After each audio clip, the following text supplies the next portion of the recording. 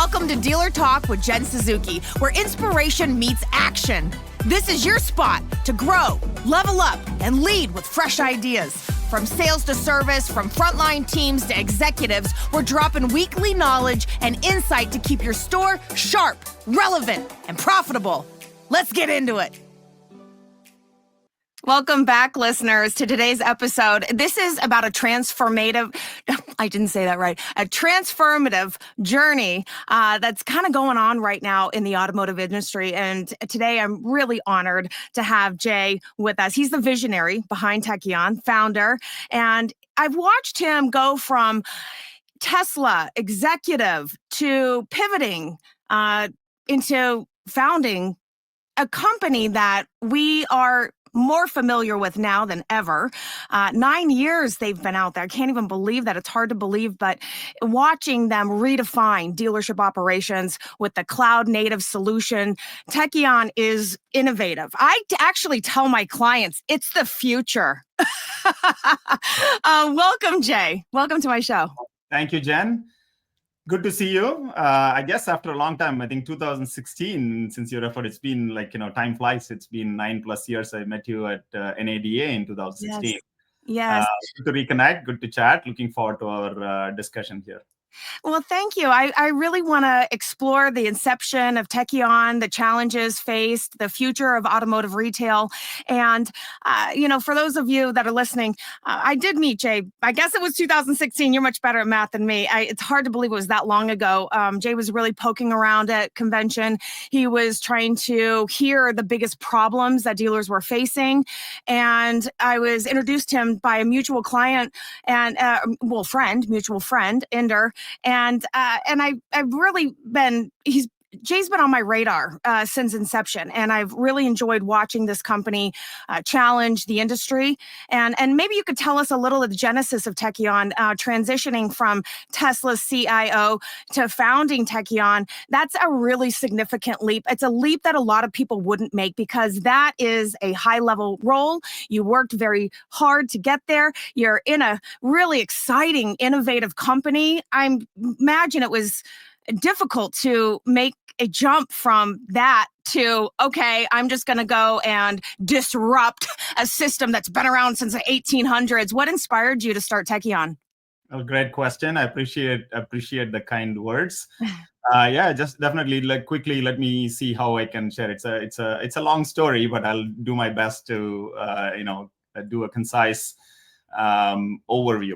So for me, I came from the high-tech industry, is to work with the high-tech companies like Oracle, then VMware. I've learned building scalable, if you would call it as enterprise software that evolved into cloud software. And then Tesla was an incredible opportunity to know automotive industry, coming outside in and building things mostly ground up. That gave me a very, very clear, unfiltered view of, if you would call it as broadly, problems in the automotive industry, right? Everything starts with the consumer. We all know that without the consumer, in our retail world, people call it as guest or a client. It's all the same. The consumer who really, buys a car or comes for service after sales, or even an engagement, which is CRM, typically through a CRM system, customer engagement. That's where it all starts. And my view, I felt the consumers were massively underserved because of lack of innovation in the, I don't want to make it too broad, but it is true. Periphery, there is a lot of innovation happening in point areas, like a specific areas, like a lead gen or a CRM or a specific marketing software. But overall problem, the fragmentation exists. In fact, it was only becoming bigger and bigger. Like you briefly mentioned before we started this conversation, some of these, big DMS systems have been there for like a decade or more and haven't really evolved much, other than, maybe buying and attaching a point solution that was developed recent. But outside of that, the underlying system that truly runs a dealership operation has been a very old school, old tech stack. And this you could see in ways of consumers, because we start, as I mentioned, we all, live to serve our customers. For me, dealers are my customers, OEMs are my customers. But at the same time, for them, the end consumer is the customer who buys the car, right?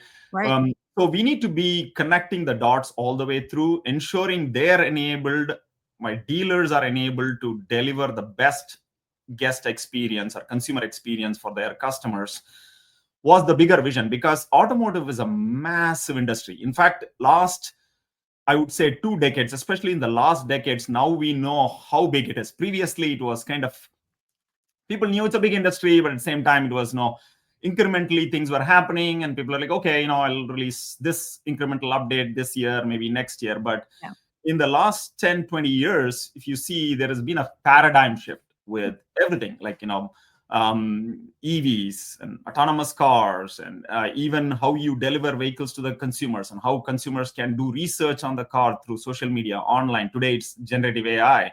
So things have been evolving so fast in the last decade. There is a genuine need for an underserved industry for latest and greatest technology platform, which enables the dealers and manufacturers to seamlessly work together, and the entire ecosystem, and delivering the best consumer experience. So I know it sounds probably too big and too philosophical, but that's what I wanted to solve. I'll be very honest, even though DMS is a big portion of the problem and the solution, that's not all. So the vision to deliver an end-to-end platform is much bigger than a DMS. I feel that is so important, because otherwise, if we keep solving 1 or 2 or 3 problems here, it's going to be a whack-a-mole where it's going to pop up. More problems are going to pop up in different ways. Only if you solve this comprehensively, you're going to deliver a truly valuable solution for the automotive industry. So I was so convinced that this is a big enough problem, because automotive is the second largest consumer industry in the world, after housing, in terms of dollar value, and it's around 4% of US GDP, which is massive, trillions of dollars. So that big of an industry, I feel it's a huge opportunity to serve the industry, at the same time build a valuable company and a brand. So that's the most concise version I could go. Why Tekion? You're definitely talking about, a lot of the fragmented issues and systems that weren't evolving with customer needs, with dealership needs, manufacturer needs, and bringing everybody together in a more seamless and effortless system that was on the cloud, making it easier for people to access. For me, I worked all these systems for 2 decades, and it was always challenging. Like, why can't we log in from home, or why can't we do things? Why can't things be seamless between the CRM and the DMS? And I understand where you're coming from. And, I have to ask you, going back to being in such a huge leadership role, really influencing this huge car company that has disrupted our business. You left them. You got to tell me, how do you do this? Because I think most dealers are entrepreneurs. These are the guys listening, and I think that you have a lot of people that I work with that are listening today. And I think there's a challenge and a fear of jumping from a comfort zone to trying to actually do something bigger than people would even believe, really, and so tell me, how do you do it? How did you do it? Yeah. Very, very good question. Insightful. I would say that it was not an easy decision, but the purpose was so clear and big enough. And of course, you're absolutely right. There are a lot of people who thought I was crazy at that time. Now it doesn't feel that crazy, now that we built Tekion and delivered what we wanted to deliver. To most part, we still, as I mentioned, early part of the journey. So we have a long way to go in terms of innovation and delivering and to the entire industry. But going back to your question, yes, a lot of people thought I was crazy. Doing really well, like you said, it's great company, great brand. Had an incredible opportunity working with Elon, and people thought I was crazy. There are couple of things. So one, this for me, the building something is something I always enjoyed, and from early days of my time at Oracle, time at VMware, and time at Tesla, Elon gave me this great opportunity to build the technology platform for Tesla. And I felt, 3-4 years into it, and I built and delivered the fundamental platform, what was necessary for Tesla. While I was observing, as I talked about the industry issues, the fragmentation, because it was more and more visible as I was in automotive industry at Tesla. I felt like, wow, it's a massively underserved industry. How do I now, the purpose was so clear to me and big enough, and I felt it's worth taking the risk, if you would call it as taking a risk, getting out of Tesla and starting my own. Of course, it was a big risk. And as I mentioned, in fact, one of my direct reports at that time, executive, when I announced I'm leaving, I had a dinner with him, and he was asking me, Jay, I didn't tell what I was going to do. I said I'm going to do my own research, which I did. Spent a lot of time with dealers, many OEM executives, to understand the problem deeper. I think that's when I guess I met you as well at NADA. And he was telling me, Jay, you're doing something secretive. And his wild guess was, I think you're going to go work for the president of the United States at that time. That's why you're not telling anyone. I said, no, nothing like, as crazy as that. I'd say, I most likely will do something on my own. And then after a few months after that, I kind of found my idea, finalized it, and get it. Anyway, to answer your question, I think the purpose was big enough. As I mentioned, yes, I am even more excited, even more convinced after 9 years, getting into the 10th year of Tekion. The opportunity has gotten only bigger and not any smaller than I thought it would be. So the purpose of solving this and delivering a platform and delivering value for the automotive industry is massive. I'm even more excited today. I just want to say this. You've built this career, you land this great role, and I think a lot of times we fear change. We fear doing something that is even a calling. And I can hear you. I feel that purpose-driven pull. And it sounds like it's this pull that pulls so hard you can't dismiss it. And you just have to act. And there's nothing you can do, because here's the interesting part.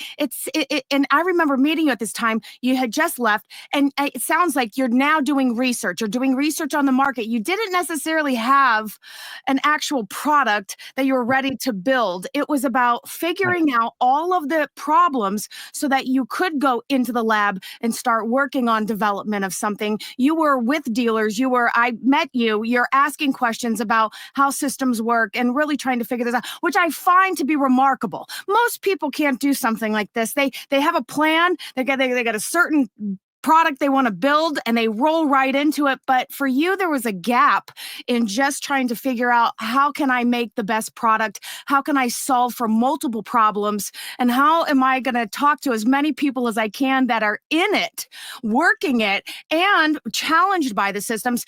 When you mentioned people thought you were crazy, maybe they still do. I want to know, how do you address that skepticism? Because the truth is, I work with a lot of these dealers. When I say things like Tekion is the future, they say, "What do you think about Tekion?" It's the future. You need to try things. You can't dismiss things. And there's going to be challenges with any software that's out there. And it's easy for people to call you crazy, be skeptics. They're accustomed to legacy systems. So how do you break the barrier with so many people that are so accustomed to doing things the same way? And you now not only have challenged yourself in the biggest way possible, but now you're having to challenge dealers to really crack the code and get them to be open and interested in actually moving their entire platform over to tech. And I'm talking about your early days here, because I think that's where the glory here is, where so many of us, are confronted with the setbacks of change and skepticism. So How do you do it? How do you crack that code with dealers? Yeah, well, thank you, and very well framed question. And again, very well framed. The sense you've been in the industry, that says a lot. Of course, knowing how big this is, changing a platform. So a couple of things I'll walk you through. It might be a little bit longer answer, but it'd be worth going through the full picture, because I am, first of all, while I observed the problem outside in, and then I wanted to get deeper and deeper. For me, I grew up as an engineer, and I love building things, and I built. I can probably gratefully say I built some really good technology platforms over a period of time, and that gave me so much learnings. I wanted to know the problems deeply before I solution it. So without that, it is very hard to solve a problem. If you don't understand the problem, you cannot solve it, right? So this is the steps I took, and it was hard steps at that time, but the right steps, which compounded the value that we are delivering through Tekion. So what do I mean by that? I can't wait, because I think that if we lock in on what you just said, this will be explosive, because you can see a problem and you can solve it. But in software, oftentimes I'll see them solve it. However, they didn't go down to the root. They didn't go explore further. They didn't talk to everybody. They didn't even get in there in the front line to really see the robustness of this problem, because now you're solving on a surface level, but the roots are deep. Until you find the roots, that's where you emerge with a quality product that you're not constantly just trying to correct because it wasn't built the right way. Yeah. Well said. See, that is exactly the reason. So, and that was so important to me, and we took some very critical steps. First, we had some phenomenal dealers. I started spending time, with tons of dealers, because I wanted to be deep, like you mentioned. That's exactly when we met at NADA. Thanks to our common friend in there. There are many dealers like that who are fantastic, progressive thinking. Yes. Who has lived through the problem and want to see a change. But at the same time, I could tell you, not with these dealers, but at many times when I speak, it is very genuine, but good thing, right? But what I mean by that is, dealers acknowledge the problem that they are facing in the industry. I'll tell about the problem itself, like in a simple word. One dealer's, really framed it extremely well. It was a very large dealer group, and the dealer principal said, "Jay, this needs to be solved. The one big thing that our hands are tied behind our backs in competing with all of these latest and greatest technology car companies that are trying to deliver cars directly to consumers is the technology." He put it very simple. He said, technology is the one thing that has tied our hands behind our back in competing. It's not a fair fight, because he said that the playing field is not leveled, because we are left with these old legacy fragmented systems, which we throw money and people to hold it together, to serve and compete in this industry and still win. It takes Herculean effort, which is very true. And I saw that firsthand. I'm pretty sure you're seeing this all the time. There are great people in the industry, but how much you can do just with people and money, and it's not the right efficient way to run the business and scale. So for me now, coming back to understanding the problem was so important. So I met with dealers, spent time at dealers, some great dealers who really gave, someone like Inder specifically even opened an office in his dealership and said, "Jay, your product and engineering team can spend time." Yeah. So we went one step even beyond that. We ended up buying 2 dealerships, and that a very tough decision at that time, because as a company, we didn't have money. We, of course, we were a small company. We didn't raise a lot of capital. Yes, we did raise a lot of money later. Yes. But at that time, it was a highly risky move, because many of my direct reports, executives who came from the automotive industry, people who were general managers in dealerships, because I did consciously hire a very talented hybrid team, very smart technology, product innovation, engineering team, which I'm very familiar with working over the years. I also hired some great people in the industry, from the industry, because I want the right convergence of people with the industry knowledge, Mm-hmm. knowing the problem with the right mindset to solve Right. it, came together. Okay, so that's one. Mm. And that, my executive said, Jay, this could go completely wrong because we didn't have money. We could go bankrupt by, if this dealerships goes down, we could go bankrupt as a company. And Mm. I was so convinced this is the right thing to do because I felt two things. One, I felt bad, bothering, even though our dealers opened up their dealerships to help out. Mm-hmm. But at the same time, to understand their problems. At the same time, I felt bad that bothering our dealers all the time. We are in very early stages, so there needs a lot of innovation, iteration coming up. So I said, you know what, it's the right thing for us to buy. Of course, the operator is someone who came from the industry, but we just invested to ensure we have full access. My product team and engineering team had full access to A those live dealers. lab. Exactly. It's like a lab, live, real lab, Yeah. real sales advisors, real technicians, real sales agents Mm-hmm. working there. You can immediately test a process. You can immediately get feedback, and you've brought on a team that you can count on. These are people that would be the ultimate beta store for reference for others, that can be familiar with this process. You're really looking for people that can give you accuracy in feedback and invest the time that you need to get the feedback to be able to make the modifications to the product, build a product that is really spot on. I really Yeah. appreciate that. And I Sure. The outcome, Jen, on that, one simplest example I could give, right? Another started as a worst thing, but became one of the best things as well is COVID, right? So we literally bought the first dealership just a few months before COVID. So it was nerve-wracking within few months because dealership has to be closed for a few weeks, and we were, really nervous about it. But two things happened, right? So one, we learned a lot. We came out of it very strong. But one simple feature in the product we launched right from that dealership, because I tasked my team saying that, okay, now that we have COVID, people can't come to the dealership. remote.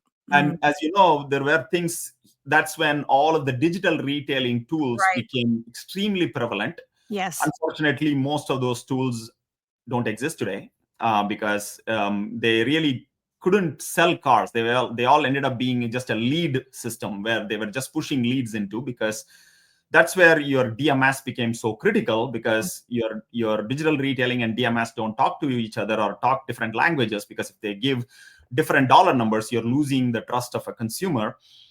So my thought and my task to my team was like, okay, why does it need to be a digital retailing? Why can't people sell remotely from their DMS? Right. So it's just different thinking, but you achieve the right outcome. So I tasked my team to say, go develop something where our dealers can sell remotely from a DMS.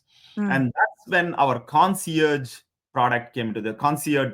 It's an additional, extension feature in the DMS itself we launched. And honestly, it's a massive hit.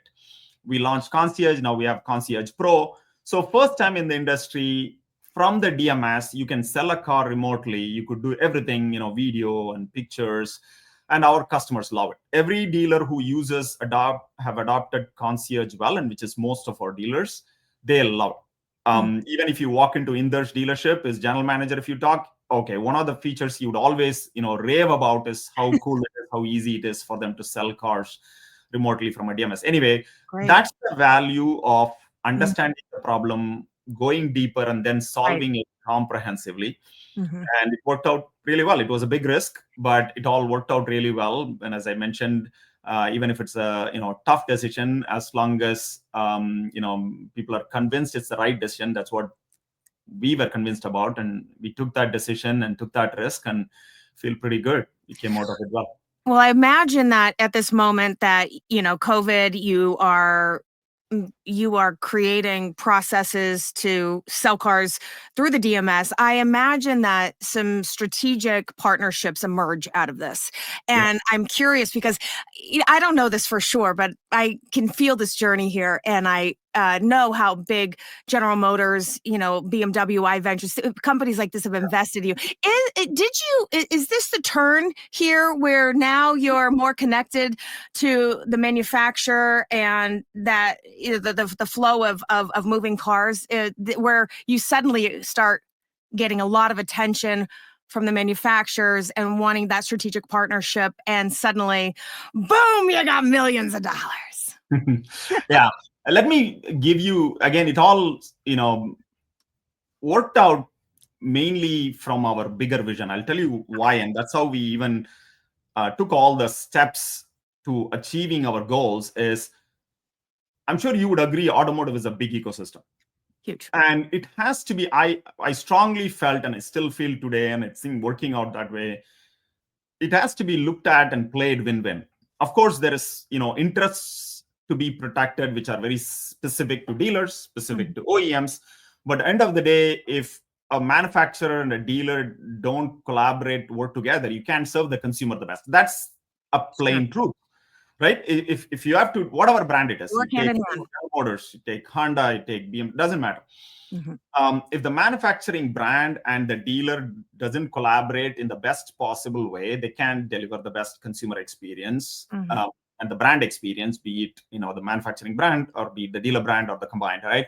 That's a fundamental truth, and that holds true for the entire ecosystem as well. Whatever the consumer is looking for. So that's how we thought about it. I always thought about it from the early days. Some of our predecessors in the industry, in the software, I think they kind of approached a little bit in a way, divide and conquer.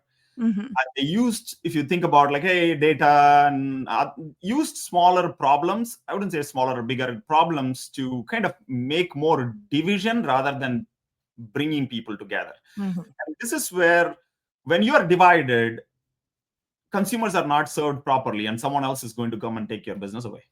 Right? End of the day, consumers are going to go where they are getting a seamless experience, where they are getting full transparency, where they feel they're getting the value. So I wanted to change that, and I feel we are changing that big time. Is how do you bring it together? That's why we created 3 clouds. Automotive Retail Cloud is a flagship for our dealers. Literally, dealers are our customers running their business end to end. And then we created Enterprise Cloud, which is the tier 1 to tier 3 connection, which is the big partners. That's where General Motors is a fantastic partner. We have other OEMs as well, where you truly bring that tier 1 to tier 3. In the past, you may remember very well, and in many cases, tier 1 to tier 3 connection is broken. See, you can keep pointing, blaming each other, but at the end of the day, you're leaving consumers in the gap. Consumers are going to just drop out and move on to wherever they're getting that seamless experience. So how do you bring it together? That's why we're delivering Automotive Retail Cloud for our dealers.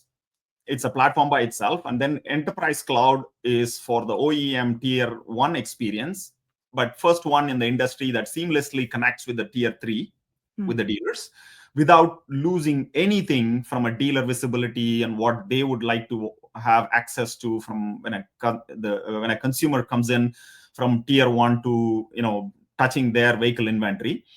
And then Partner Cloud, because automotive is a very big and important ecosystem. So you have to play as an ecosystem together. Of course, there are many, some partners may not think it as an ecosystem. They want to try to create their own way of doing things. But like-minded people to serve things in the best possible way for the consumer, create a seamless consumer experience, you need to bring them together. So that's how we created Partner Cloud. We have over 400 partners, ecosystem partners in that. Right? You could think about everything from F&I players like Azure and to Lyft, who's a rideshare provider. We have 700 Credit. You have lenders. So it's a big partner ecosystem. When you sell a car, you have to connect with so many people, lender ecosystem or credit tech ecosystem or trade-in, so many things. So we brought that together through the Partner Cloud. So now you truly create an end-to-end seamless platform with so many players working together. And then that enables to the consumer the best possible way. And now, answering your question, the good news is once you explain why it's tough till you to explain, because sometimes people see a portion of it and don't see the full picture. So you have to take effort to give that message over and over again. But the good news is most people in the industry, be it a dealer, be it our OEM partners, they recognize immediately. Once you explain, they recognize immediately. The good news is in the early days, as we explain and then show proof in the platform, once you show innovation every 6 months, they will do checkpoints like our OEM partners, our dealer partners. The thing is, every time, I should say thanks to my team, and I have an incredible team that delivered, time and again, and we were able to wow them. Every 6 months, they will, or 3 months, whatever, they will say, "Oh wow!" So that's how we became. Honestly, the first investment started from dealers. We have multiple big dealers who became investors. Early days, we don't take investments anymore. It's a good problem. We don't need money.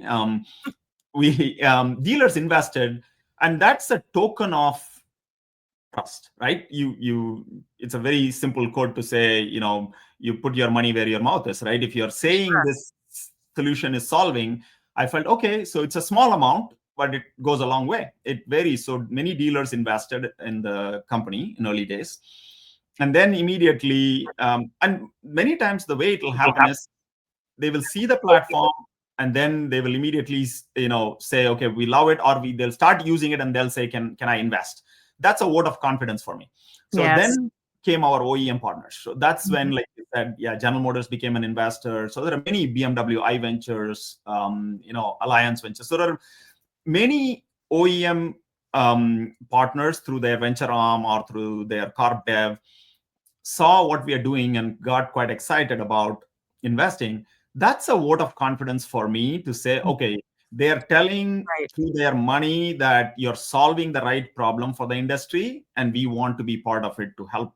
Honestly, that's what I wanted, and that's how we created the entire ecosystem. And that's when, like you mentioned, when it takes time, and while it may look simple in that 9 years, it took a lot of effort, knocking a lot of doors, and around the clock sleepless nights, to get to build and show. At the same time, eventually, when people understand, when doors started opening, one big door opens, and then the next door opens, and then the next door opens. Of course, there were many doors in the early days were shut on us, but eventually it all opened up later.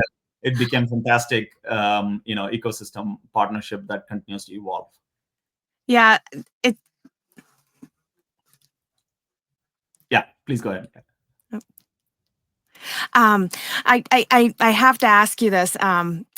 There's so much that you've seen and so much entrepreneurship, and as you mentioned, and I know, but I'll never know how many doors were slammed in your face, how many people thought you were so crazy, how many people told you no, no, no, no, no, and so many setbacks in a journey to achieve something as big as you are continuing to achieve.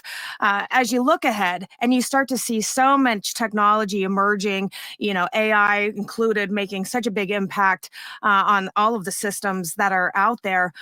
Do you see certain trends or technologies that you believe are going to continue to further revolutionize dealership operations? And this can be things that you're seeing in just in general. And it might even come from other industries where you find inspiration from. But tell me, is there anything that's on your mind that you're like, you know what, we need to be ready for this? Because I just will say, a lot of times dealers don't like change, and we do see all the technologies hitting us, and there's a mentality that I think you have to own in order to see a trend and embrace a trend. Yeah, I think great question. So first, let me kind of give you that early days, and I want to definitely talk about AI, which is very important. That's the biggest trend, and it's obvious, but I want to go a little bit deeper. What does it mean for the industry? I did a presentation yesterday for a large group of dealers specific on AI and its evolution. So first is, like you said, the change itself is very difficult. In early days, you're absolutely right.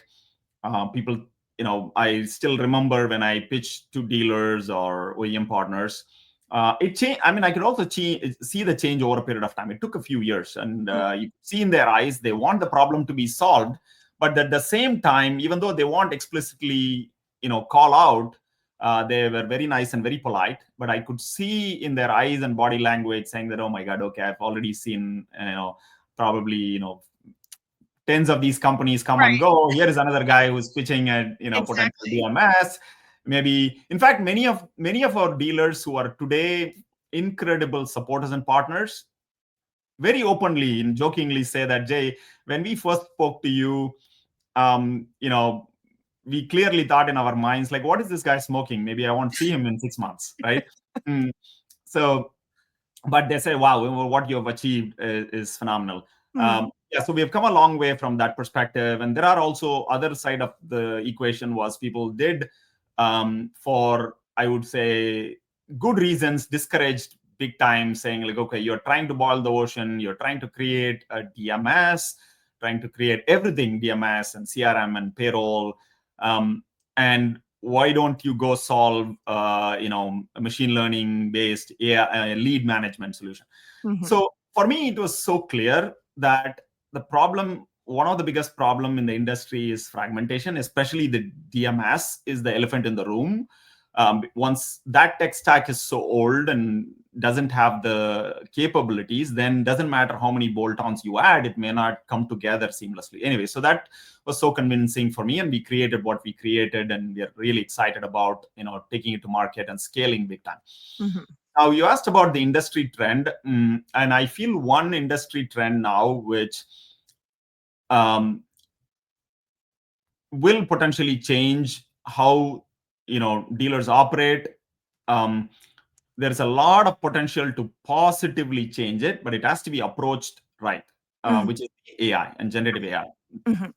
So I'm sure this data point that I've heard people talk many times, and I've quoted this as well, where a salesperson in a dealership on an average, selling 10 cars today, a month, I think, and 30, 40 years ago, it was still the same. Right. So what's the point in all these technology that has evolved in the, whatever, 30, 40 years, if that doesn't change?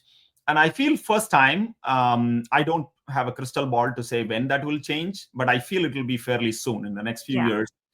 AI has the true potential to change that. What does that mean? Is without increasing the expenses significantly for a dealer, they can sell more, service more, make more money, delivering what their consumers are looking for, implementing AI right, training their staff right on AI solutions. That is going to be very important. And here is a factor on this to keep in mind.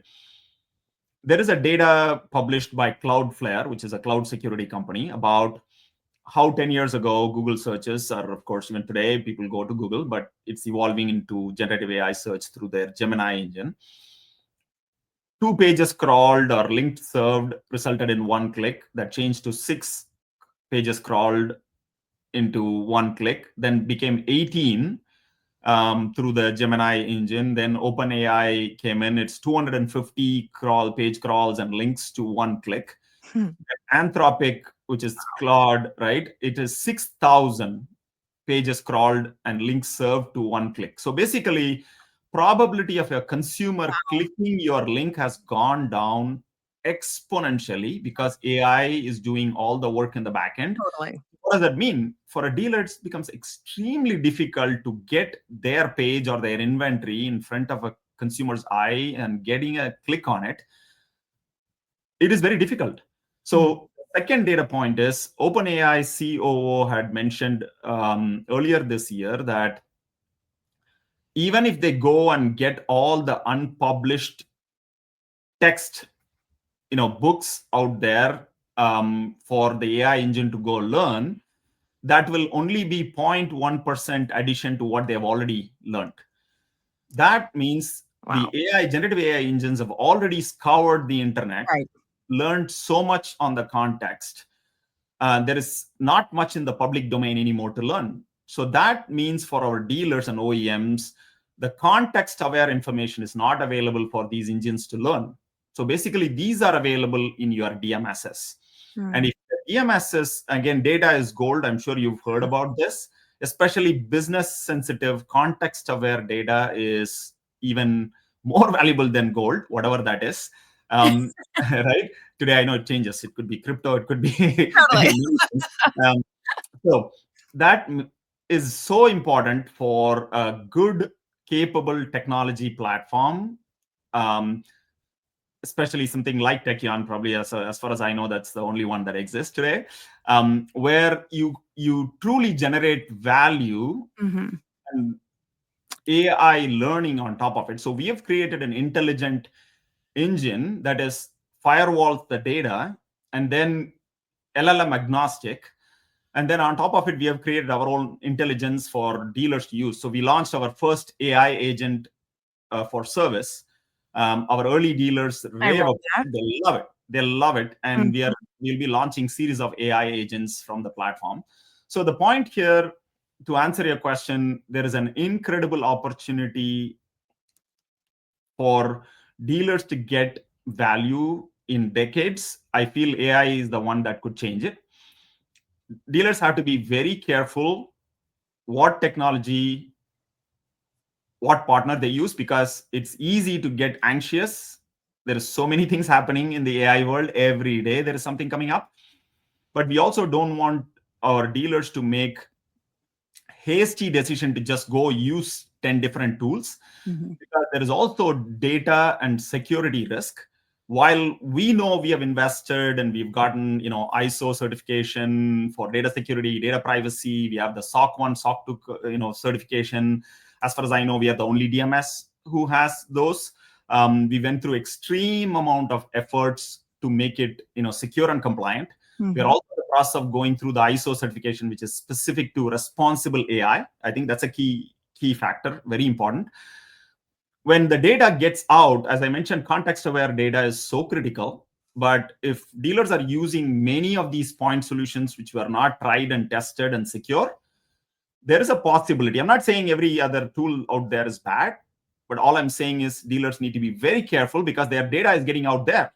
And the moment the data gets out to public domain, there is no competitive advantage anymore. Mm. Uh, right? So that's what we are focused on heavily, so that even if it is taking a little bit time, we are making sure that is highly secure. We deliver the intelligence necessary to keep our dealers with a competitive edge, right? So long answer. So that's kind of what we are That's doing. great. I mean, I imagine you'd say something on those lines, and I definitely follow you guys, and I see where you're headed with leveraging AI into service, for example. Yeah, I couldn't agree with you more. And it's an interesting perspective. I think that everybody, they're consumed with next widget, gadget, thing they got to latch on to their systems, and the AI is mesmerizing. It's like a diamond. It's just so mesmerizing. And you could get lost in that, not thinking about the security of the data that is being inputted. So I think every corporation is struggling with this right now because their team members are popping in information, which could be proprietary, could be confidential, and suddenly you're at risk. Yeah, Thank I you. think that's a great point, Jen, because it's hard to raise a wall, because today's social media is like open to all, right? You can use it from your phone. You can put a firewall in your corporate systems, but how do you prevent people from using their phones to go put Right. your private data to in public domain? So at Tekion, what we did is we created something called as Tekion GPT. So basically, Mhm. through tokens, they can pretty much get access to any of the LLMs, but it only goes through the firewall where our data doesn't get out. So yeah, steps can be taken, but it takes Mm. effort to take the right steps and do it right, so that your business is protected. Yeah. No, great advice. I have to tell you, I really appreciate your time today. And it's so great to catch up with you. And I just love hearing your journey. I've followed you from afar, but it's nice to actually hear some of the details. And I know it hasn't been easy. You make it look so easy. There's nothing easy about working with car dealers. Let me just say that. There's nothing easy about building software. It's such a robust system, and it's no small feat to change dealers' mindsets with a lot of legacy thinking and comfort in what they're already doing. And so you've really taken on a big challenge in life, and it's really an honor to spend time with you, watch you grow, and I just can't wait to see what you do next. I see you so locked in, and it's nice for my audience to hear the genuine sincerity of wanting to solve dealers' biggest problems. And I just thank you so much for sharing all your insights today. Thanks a lot. You're a smart guy. Thank you. It was fun catching up with you again. Thank you. And easy to talk to. And thank you so much. Sure. Thanks everyone for listening to Dealer Talk with Jen Suzuki. Don't forget, my weekly live classes are designed to keep your team fired up, skilled up, and focused on results. Subscribe right now at edealersolutions.com.